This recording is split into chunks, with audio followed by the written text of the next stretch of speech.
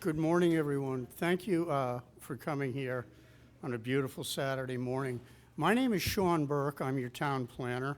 Welcome to the first session on Saturday morning. And what we'd like to do is share some information with you, but more importantly, what we'd like to do is elicit some information from you today. I would like to gather. Yeah, actually, I'm not as tall as the microphone is. I'm kind of vertically challenged. Ah, that's so much Nice better. And close, please. Nice and close. Okay, thank you. Is that better? Yeah, see, I'm still Sean Burke, your town planner. I'm just on level with the microphone because I am vertically challenged.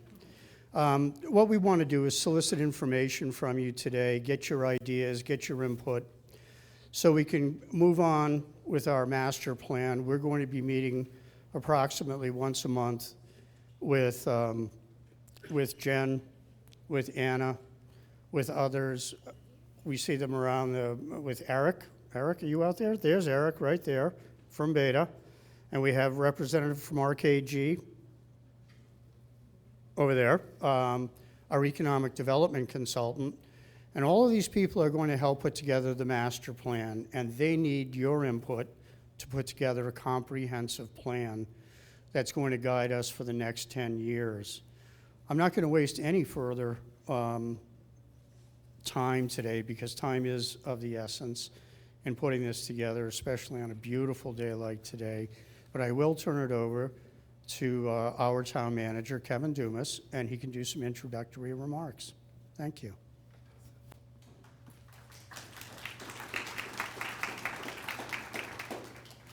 Thank you, everyone, and good morning and welcome here to Mansfield High School here in the cafeteria. We're really happy to be able to see so many wonderful faces here with us today. For those of you who have not met me before, I'm Kevin Dumas, your town manager, and I'm approaching 2 years now with the town. And I have to say, as most of you already know, all of our town employees, whether it's the school side or all the other municipal employees, care very much about what they do for you. And a lot of our work, mainly most of our work, that we do every single day is derived from the discussions that we have here today and through all the members who will be participating on the master plan update. And as many of you are aware, municipalities in Massachusetts do this planning effort every 10 years in order to be able to update the vision for where the town's going, to be able to identify the needs in the various areas that you'll be discussing here today. And those areas with the breakout sessions that you'll have: land use, housing, economic development, transportation, our natural resources, cultural resources, historic resources, open space and recreation, public facilities, and services that we provide to the general public. And it's important to note that I have to say I'm entering my 17th year in municipal service.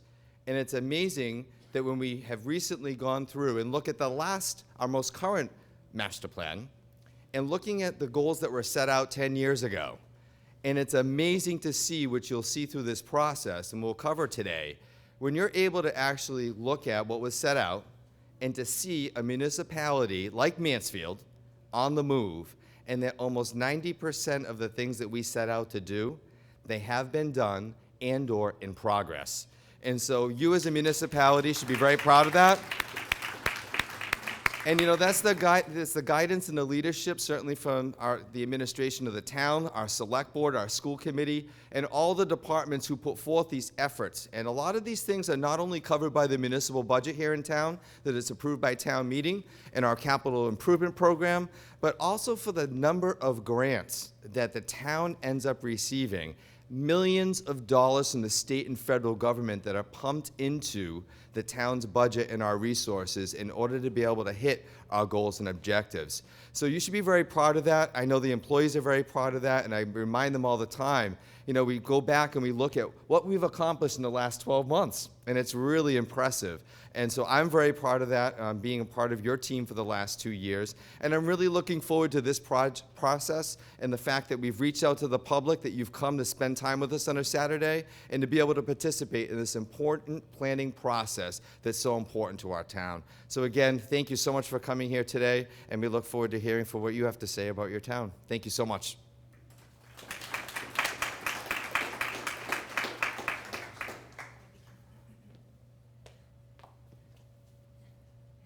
We're all trying to be careful to step over this massive rat's nest of wires that I've set up here.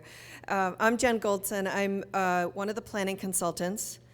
And I'm going to talk through, I'm going to give you background about why we even do planning to begin with, what a master plan is, what's included, what are some things that we've learned about your community so far in the process, and how is this whole day set up, and what are you supposed to do here?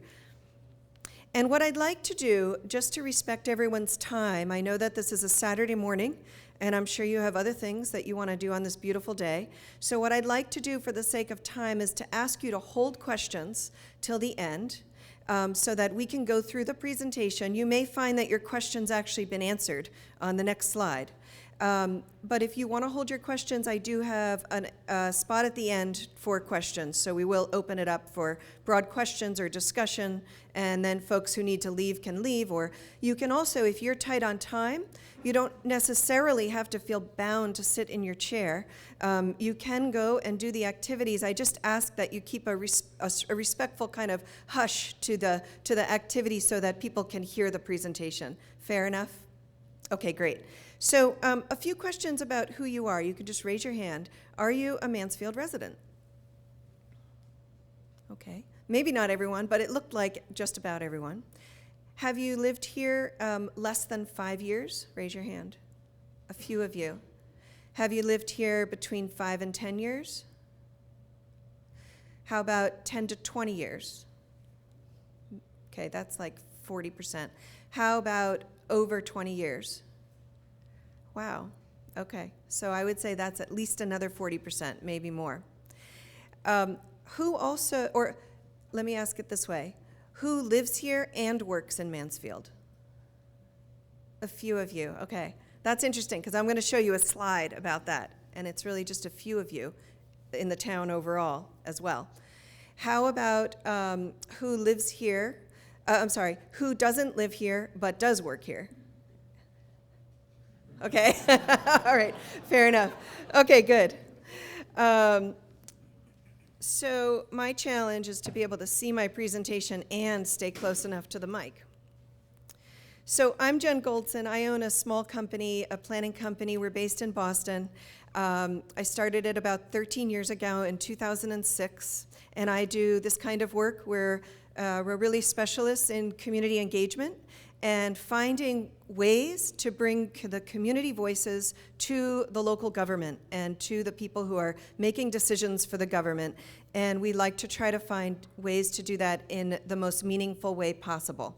And so you'll see that we've set up the questions around the room and the interactive activities so that we're hoping you can express everything you wanted to express when you came here, and maybe you'll actually get some information as well while you're here. So my team includes 3 consultant firms. So within my firm, J.M. Goldson, we have Anna, who I don't even see where you are, Anna. Where are you? Oh, there she is. Anna Callahan in the back. Avery Wolf, also waving her hand over there. And then from the Beta Group, we have Eric Galley and Jeff Mextitis. And forgive me if I said your last name wrong. I was going to ask you specifically how to pronounce it, and I didn't. And then Jahangir. Where are you? There you are. And Jahangir is from RKG Associates. And so you can see J.M. Goldson, we've sort of split up the sections, not that that's that important to you, but just so you know, we're tackling this master plan as a team. And we all have different specialties and different focuses. And so you can see that here. It's also on our name tags. If you aren't sure who to ask about economic development, all of us could probably answer some questions, but Jahangir is the guy to go to for a real specialty. And then if you want questions about transportation or about transportation and circulation, you would go to Jeff over there. And if you wanted to ask questions about open space, recreation, or public services and facilities, you would ask Eric, who's right there. Okay, so what is a master plan? Why do we even do one? And as Kevin had said, Massachusetts communities are supposed to do it every 10 years. They don't always do it every 10 years, but that's ideal. Usually a master plan is looking about a decade out. And I wrote down 6 main reasons that I think communities should do master plans, regardless of that the state wants you to do one.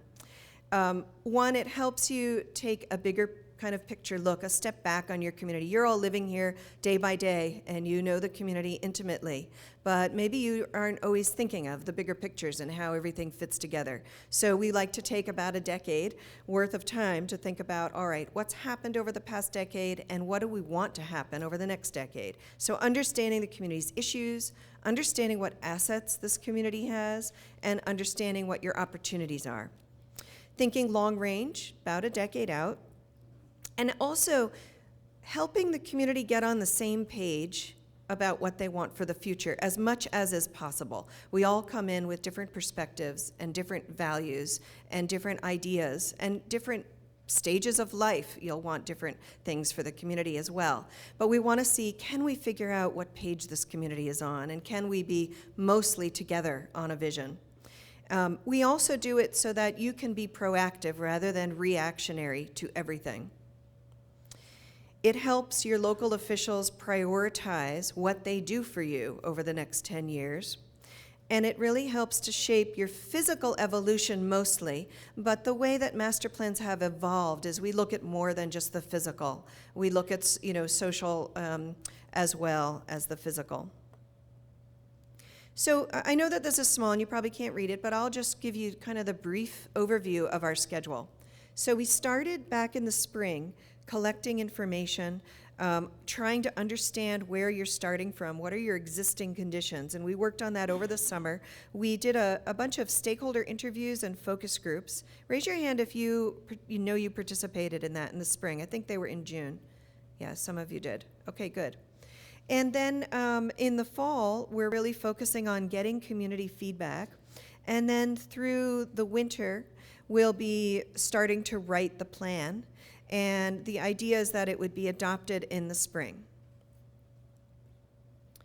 So what is a master plan? Why do one? So we know that Mansfield was different than it is today in the past. And I found this great picture on your Historical Society's Facebook page. Is anybody here a member of the Historical Society? Oh, okay. I was hoping I'd get someone. Well, anyway, they have a great Facebook page with lots of old pictures and information, and I pulled this one picture of 365 Main Street from 1900, and you can see how it's a 3-story building. It's really quite beautiful with these beautiful rounded shutters and rounded windows, and you can see the architectural detail in the cornice. And the beautiful pediment, I don't know what you'd call that, beautiful little scroll above the 1-story. And now you see it in 2017. I just pulled it off Google Maps. And it's quite different. It's probably something you recognize, but for some reason it's lost its height. And it's lost its architectural detail. I'm sure it's still a wonderful store, but it's changed quite a bit. And so the question is, and I just pulled that up just to start to get, not that this is what the whole master plan is focusing on, but just to start to get you to think, gosh, this community has changed a lot in the past. I mean, I pulled something from 119 years ago. It's changed a lot. And even in the past few years, I know that you've seen development, you've seen changes, some good, and maybe some you're not happy with. I don't know. But my point really is that communities are constantly changing, just as people are constantly changing. New people are moving in, people are moving out. You're getting a different demographic, and I'll talk a little bit about that. But the idea with a master plan is to try to get a handle on, well, what changes are we likely to see? What changes do we want to embrace? And what changes do we think we don't want to embrace? What are things that we really want to look to preserve what we like about the community the way it is now? And that's really the challenge with any kind of planning, is figuring out that balance. So when you do a master plan, you're really helping the town to set town policies. And some people think, well, what's the use of doing a master plan? I would say that the specific outcome of doing a master plan, if a master plan is done well and has buy-in by the town officials, that they really heard from their people, It can do 4 things that I listed, maybe more. It can help set priorities for how the town spends its funds. It can help figure out how best to use town property. It can help figure out how town officials spend their time. Where are they putting their efforts? And by town officials, I don't just mean your town manager and the people who you have employed to work for you, but all the people who serve on boards and commissions in the town. How are they spending their time? What kinds of boards and commissions do you even have? Some are by statute, and you need to have them, like the planning board, zoning board, but others you create because you think something's important in the community and you want to have a focus on it. So it helps you figure that out. Raise your hand if you serve on a town board or commission. I would say that's about 30% of the room. And then it also helps you figure out, are our regulations working for us? Is our zoning working the way we want it to? Do we want to change anything about our regulations? So those are the types of direct things that can come out of a master plan. And so Kevin listed this very nicely, so thank you for doing that. But just to reiterate, the sections that a master plan focuses on are land use. How is land used in the town? How much is open space, protected open space? Where are your historic resources? What's used for commercial, industrial, residential? We also look at cultural and historic resources specifically. Open space, meaning both protected open space that will always be open space, and also privately held open space that may be developed at some point in the future. And one question is, do you want it to be developed? We also look at your recreation facilities, both your kind of your bricks and mortar facilities as well as your open fields, playgrounds, athletic fields, and your natural resources. We look at our natural resources, how are they working as assets for you, and how is what man is doing in the area, what are the land uses, et cetera, how may they be harming your natural resources. We look at housing, what are your housing needs in the community and in the region? How well does your housing stock actually support the changes that are going on in your own community in terms of who's living here? We look at transportation, circulation, and that's just not about roads and vehicles and highways, but it's also about the train and bicycling and walking around, pedestrians, how safe is it? We look at your community services and facilities, things like this beautiful school complex that you have, as well as other facilities and services, and also economic development. And I'll touch on these very briefly. But the idea here is really that even though we're looking at these things separately to some extent, what we like to do is also look at how they're all connected to each other. And how do these one thing affects another thing? So you may agree, yes, you have these housing needs, but you also may agree, but we don't want to see a lot of open space developed. So how are these things connected, and how do you make smart decisions about that? And so the way we set up the boards, you can see we didn't do it by these elements. We did it by your built environment, your natural environment, your infrastructure. So if you haven't raise your hand if you already looked at the boards pretty carefully.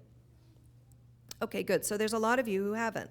So after the presentation, I'll encourage you to look at the boards. It provides more information on what we found so far. And it's also important for a master plan to really build. We're not doing this in isolation. You've done a lot of planning work here. As Kevin had said, you did a master plan and you've implemented, at least 90% of it, which is amazing. So we're looking at other plans that are current. You have an open space and recreation plan that was adopted in 2016. You have a housing production plan that was also adopted in 2016. And there are also individual studies, a downtown circulation and parking study, and then, of course, all the work that's been done to study your commuter rail area and the transit-oriented development concept. And so we're looking at all of those things to help us understand what you've already done and what you already know. And so this is just a list again of those 7 areas. I won't go into them again, but there is a report if anybody is interested in learning more about what we've done so far than just what's presented up on these three boards, you're welcome to, when we are finished revising it, we'll put the existing conditions report on the town website so anybody can look at it. And it's a pretty thick document. I'm not trying to discourage you. I welcome you to look at it. But you may be interested in one chapter and not other chapters, and that's completely fine. But I just want you to know that it is a pretty heavy, kind of detailed document that I think you'll find interesting. But it summarizes what we see as your key trends and challenges. It provides an inventory of existing conditions in all 7 of those areas. And it also offers some conclusions that identify key trends. So I'm going to use some terms here and there that I would just want to make sure we're all on the same page with.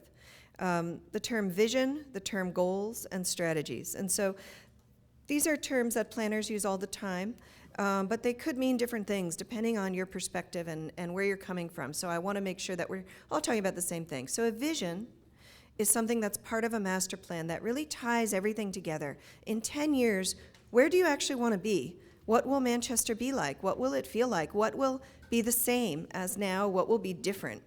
And it's a very broad statement, and it just gives you the picture like the canopy of the tree. It gives you the whole picture. Then the goals we liken to the branches of the tree. The goals are conditions you're aiming for. Maybe you want, and I'm not saying you want this, I'm just going to throw something out. Maybe you want greater pedestrian safety. Well, that could be a branch of the tree that's helping you create a vibrant downtown. I don't know. I'm just making this up. I don't want to lead you. That's the problem with giving you examples. I'm really not trying to lead you into any conclusions. But goals are conditions that you're aiming for, but it doesn't tell you how to do it. Well, how do you do that? And how you do it is through the strategies. And so what we're collecting today is everything. We're trying to collect all these ideas from you in one big meeting. And so that's why we've organized the stations and the questions that we have. They're really around these 3 areas of a plan, even though we don't always call them that in all of these exercises. So planning is really about striking a balance. And so you may come here feeling like you're pro-growth, or you may come here feeling like you're preservation-oriented, and you don't like the changes you're seeing in the community. And so our challenge as planners, and I'm actually speaking, I think in this room today, we're really all planners. It's not just my professional planning team. I view you all today as going through a whole mindset around planning. And so what we're really trying to do is strike that balance. You are going to see growth, and you are hopefully going to also be able to preserve things you love about the community. And so today's work is going to help us understand, how do you balance that? What are the things you love so much about this community that you would rather die than see change?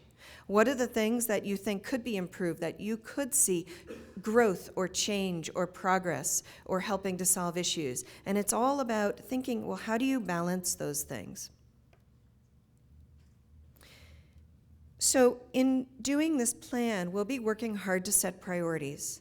One of the things as a planner that's also our challenge, besides figuring out what the best balance is to help you and the planning board and the master plan steering committee, who I should introduce in a moment, by the way, to help them when we're drafting the plan figure out what are the real priorities here. We know that funding is limited. We know that resources are limited. So if the plan doesn't identify priorities, then we won't have done our job. We'll have given too much on your plate, and you won't be able to say in 10 years, we completed 90%.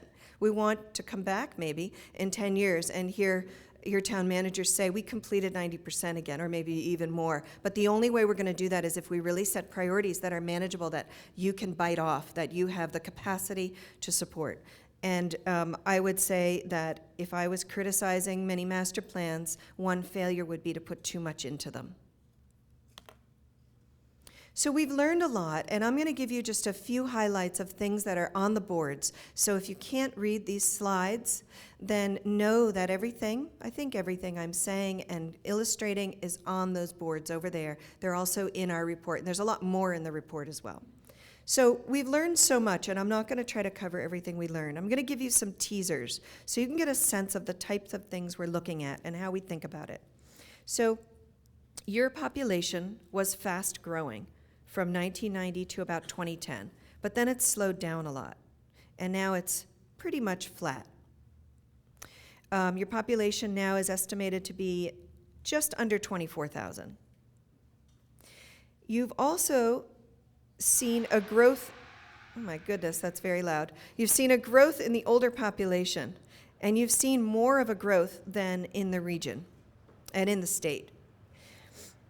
You also have, even though when we did interviews and things, a lot of people felt Mansfield was a very family-oriented community, and I don't disagree with that. But what we're seeing in the data is that you have a lot of single-person households, couples with no children, and many smaller households of only 1 to 2 people. I don't know what all those crazy noises are over here. And so you have a fair number of seniors who are living alone. You have renter households who are young professionals. And you can see some of the trends. You have a number of households, this says about, it's an estimate, but it says it's about 3,200 households that have no children under the age of 18. And you have about 3,000 households with children under the age of 18. But you also have about over 1,700 households of people living alone. And you have roughly just under 400 households of people living with roommates. Could be 1 roommate, could be 2 roommates, but they're not a family unit. And we also look at your housing stock. We want to see, like, how does the population and the household composition match up to the housing that you're providing? And when I say you're providing, you say, well, isn't the private market providing that? Well, kind of, except what really dictates what the private market can provide is your zoning. And so you've zoned Mansfield, not completely, but you have a lot of single-family areas in Mansfield, these neighborhoods that you probably love. But what we're seeing is that a lot of these single-family homes, you have 63% of your total housing stock, meaning if you look at all the housing units, 63% of those units are in the form of single-family homes. And but the issue we're seeing is that they're larger homes. We have about a little over 64% of your housing stock provides 3 bedrooms or more, which is contrary to having a community with a lot of single-person households and couples with no children and an aging population. And so, and this is not, I'm not looking to shame Mansfield. This is something that we find in almost all of the communities that we're working on with, especially small towns and suburban communities. We find that in the past, they really focused a lot on creating single-family homes. But we're finding now that their demographics are really very different. And those single-family homes are maybe not serving the purpose for their housing needs. And so I pulled a picture. If anybody is interested, there's a really good publication by the AARP. It's called Making Room for a Changing America. So this is not just happening in Mansfield. It's happening all over the country, where households are really changing. We're seeing less of the Leave It to Beaver kind of, you can see in this picture that I pulled from that publication, you know, the 2-parent household with 3 kids, and they live in this cute little Cape Cod. Sure, you still have that, but that's not what we're seeing. We're seeing a lot of changes in America and in the region and in the state, as well as in Mansfield. And so the estimates that we've looked at from the census are that there are more couples with no children and single people living alone in Mansfield than there are families with children. Yet you have more housing stock with 3 bedrooms or more. So we look at that as a mismatch. And we think that through zoning and through your land use decisions, you can change that and make the housing stock ultimately, through market decisions, more suitable to the changes that our society is seeing and that you're seeing in Mansfield. Okay, let's shift gears to transportation a little bit. There's a lot to say about transportation, but I'm just going to give you a few bullet points. One is Mansfield does have 2 of your intersections are within the top 200 highest crash intersections in the state. And they are, let me see, I know that the camera won't get the pointing, but it's on the corner of, is this, I think, 106 and Main Street? North Main, sorry. And then I actually can't remember, Jeff, if you remember the crossroad, I can't remember it, but it's further down. 1-4. Yeah, thank you. Those are the two highest crash locations. And I actually think this little circle is slightly in the wrong place. I believe it should be down right on this intersection. And if I'm wrong about that, you can go visit the Transportation Board, and Jeff will correct me if I got that wrong. And then you also have other high crash intersections along 140 here, and then also the interchange of 95 and 495. So does that make sense to you? Just living in the community, going through those intersections? Okay. So, and between the years of 2015 and 2017, there were about 25 crashes involving pedestrians and bicyclists. I think there was maybe only one fatality. I'm not saying that's what you want a goal of, but really don't want any fatalities. And about 36%, it's a heavily auto-oriented community, I would say, because of the way your land use has been set up and through your zoning and all these different incremental decisions that have been made over the years. You're heavily reliant on automobiles. And so we're seeing that over 36% of your households have 3 or more vehicles. And that's higher than the state average of about 28% of households. You also have the second highest commuter rail activity. It's obviously a very busy station. We've already heard a lot about parking and all sorts of things just in the beginning of this open house. And we're also seeing that many commuters probably drive to the station. Now that's not exclusive, but we're seeing that rather than walking, biking, or having other modes of transportation, they're mostly driving and probably parking, or to some extent driving and getting dropped off. Okay, so here's some other things we learned. You have excellent schools, and school both academics and athletics and special ed services. We heard a lot about that in our interviews. You probably know that already. You do have a declining enrollment, which is also common in an aging region. And you can see the little line chart that I showed here, just is showing the declining enrollment. The number of jobs in your community has increased about 11% over the past 10 years, but you're still a net exporter of workers, which means you have more workers living here than you have jobs. But the other interesting thing is only 6% of the people who live here are working here. Most of you are, raise your hand if you commute. I'm just going to throw out some places. Boston, do you commute to Boston for work? Raise your hand if you commute to Providence. Okay, and I know there's lots of other places in between, but that's what we're seeing in the data. We looked at your tax base a bit. Residential property represents about 77% of your tax base. Commercial and personal is about 11% of your tax base, and industrial property is about 12% of the tax base, which is very high. In fact, it far outpaces the county, which is only a 4% average. And so I really just wanted to give you a teaser. I know I just touched on things, but I want to encourage you to review the boards. I'm showing on the slide, we've mapped out historic resources in the communities, all the resources that have been inventoried in your community that are considered historic or even listed on the National Register of Historic Places. You do have quite a wealth. Just, some of you, I don't know what the perspective is in this community, but you have a wealth of historic resources and cultural resources here as well. And so we've tried to account for that, and you'll see some of that on the boards. But the boards there's actually 4 boards. I think I said 3 before, but there's the built environment. There's a board on residents, which goes through a lot of that demographic data that I touched on.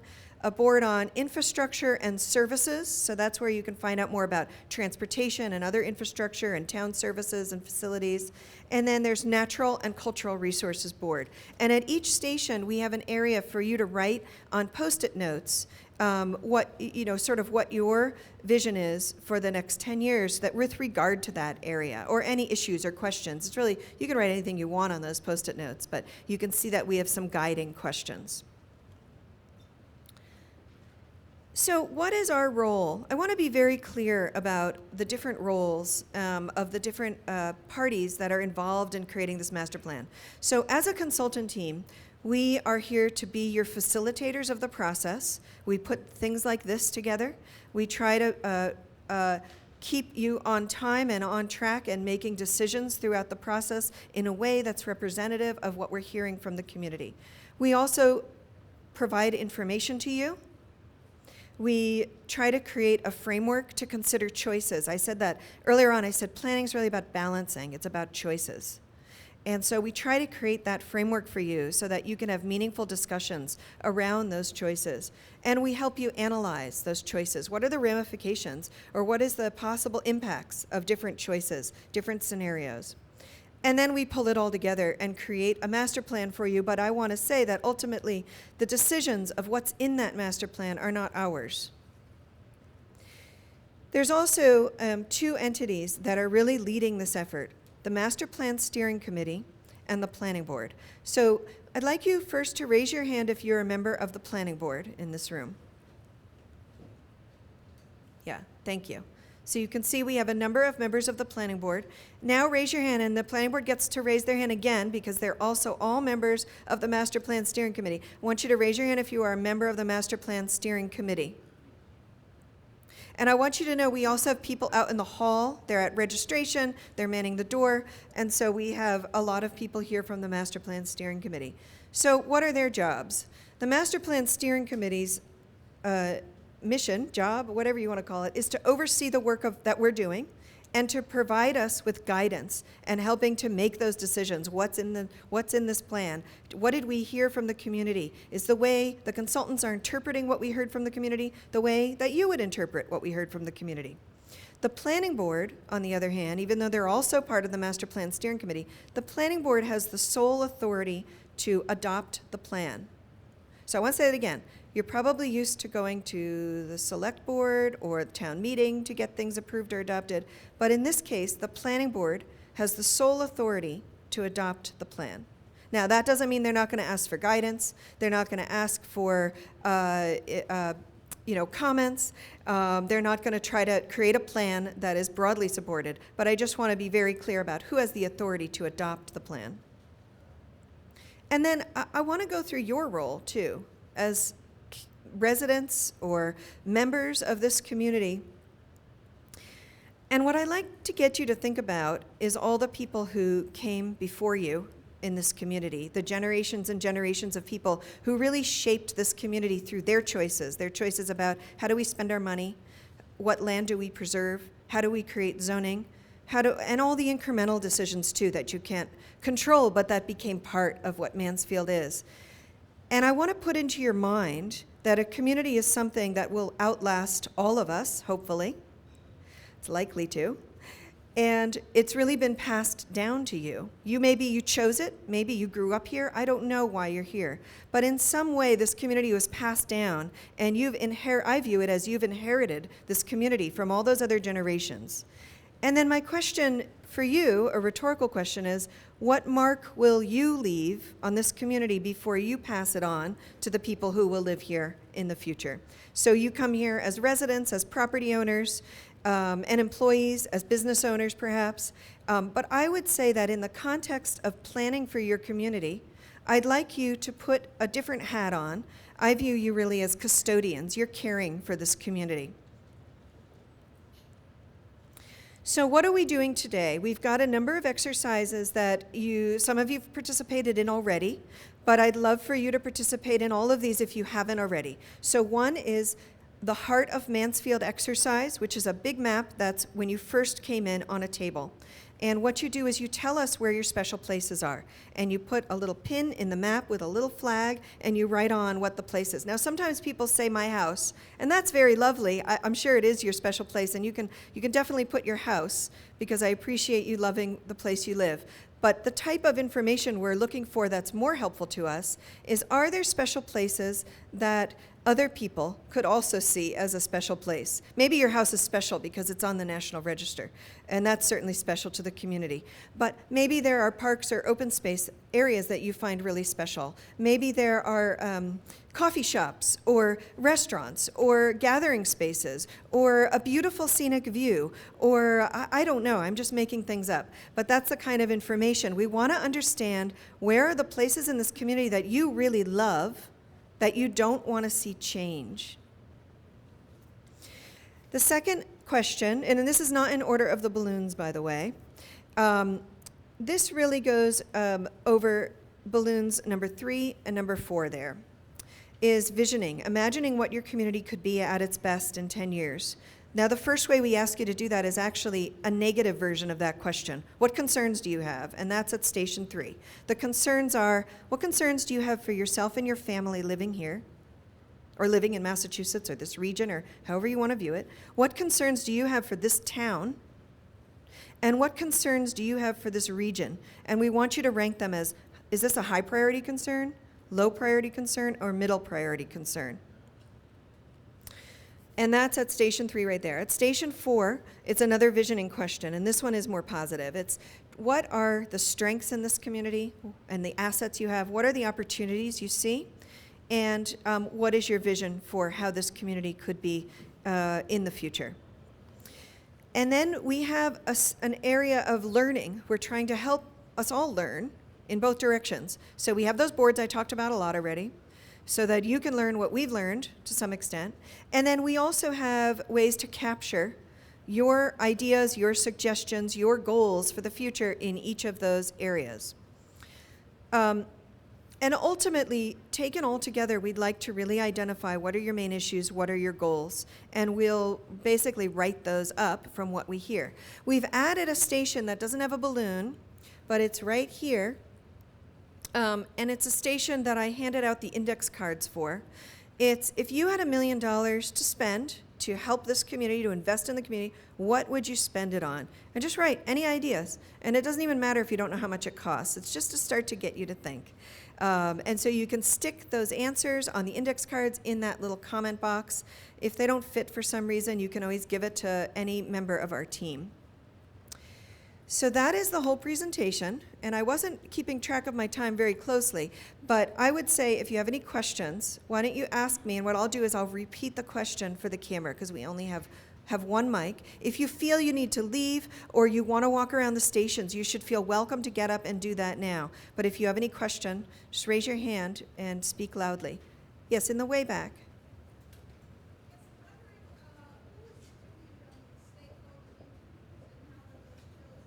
Yeah, great question. Who was interviewed on the stakeholder interviews and how were those chosen?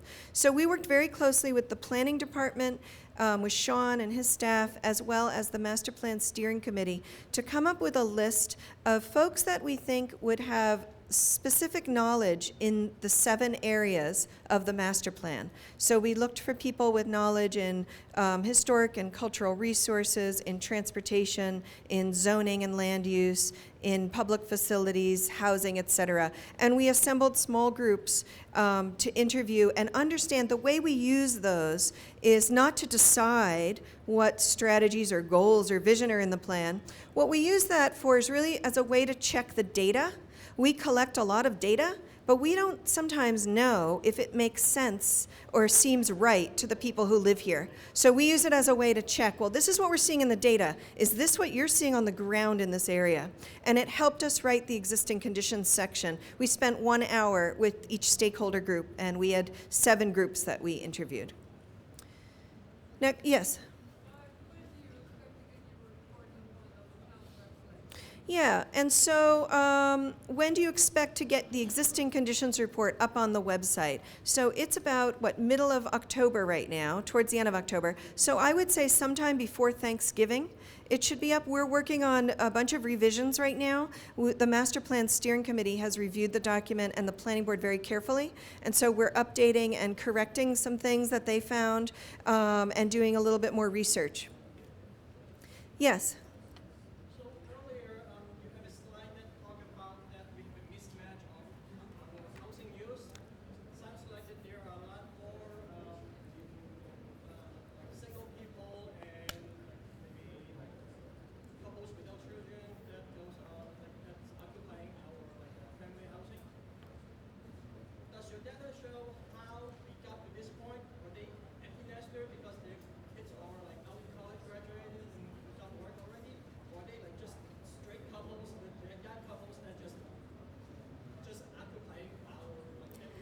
Yeah, great question. So I'm going to repeat this. So he's asking about the housing mismatch that I talked about, and I said that there's a lot of single people or people with no children, couples with no children.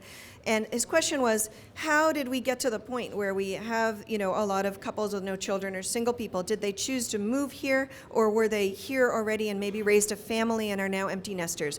And I would say it's a combination. And so and I don't want to generalize, and I don't have the numbers in my head, but we did look at that to some extent, to the extent that the data is available. And we do see a lot of couples who have raised their children here, and the children are no longer in the home, and that matches up with the fact that it's an aging demographic. But we also have seen young professionals moving here for some of the different housing products that you are building in the community in terms of multifamily housing. And we also are seeing to some extent, although this is hard to quantify, we're seeing to some extent couples moving in that maybe will start a family at some point but haven't yet. So it's a mixture, yeah. Any other questions before I release everyone? Yes?